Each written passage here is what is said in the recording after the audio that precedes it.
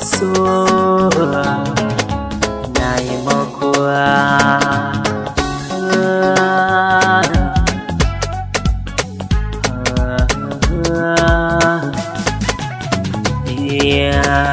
abokin rayuwa so mai sawa a yi mantuwa. Da za ki san yadda nake san ki da ba za ki bar ni ba. Da kin san yadda nake ji a zuciyata da baki tabuwa. Gashi kin gane ba zan iya rayuwa in ba bike ba.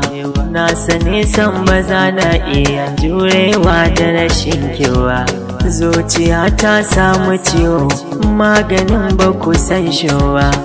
Rashin zuciya ya sani kamar wani wanda ya sha guba. A zuciyata ke nake so cikin tarko yau na shiga.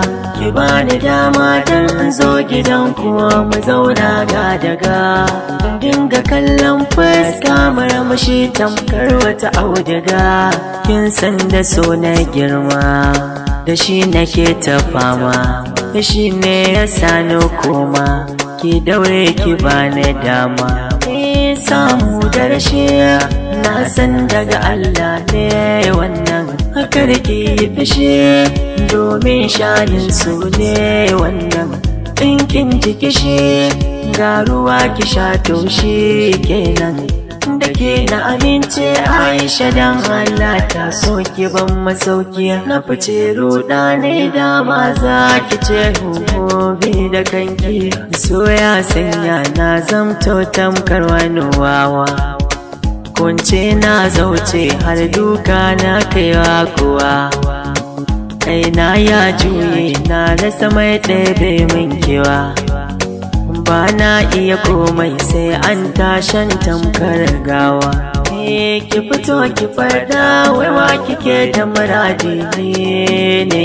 Dan ban da tunanin da za na gane ko da ne. Ba na iya daina so wanda ya hakan kwargo ne. A zahiri ke ce a baɗi ni ban da wata sake. Ki zo mu dan jera idan muka yi haka rai zai haske.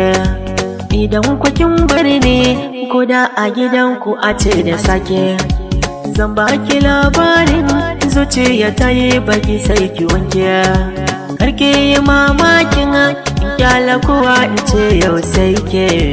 Farin cikin raina kaunar ki ce ta taɓa mu na.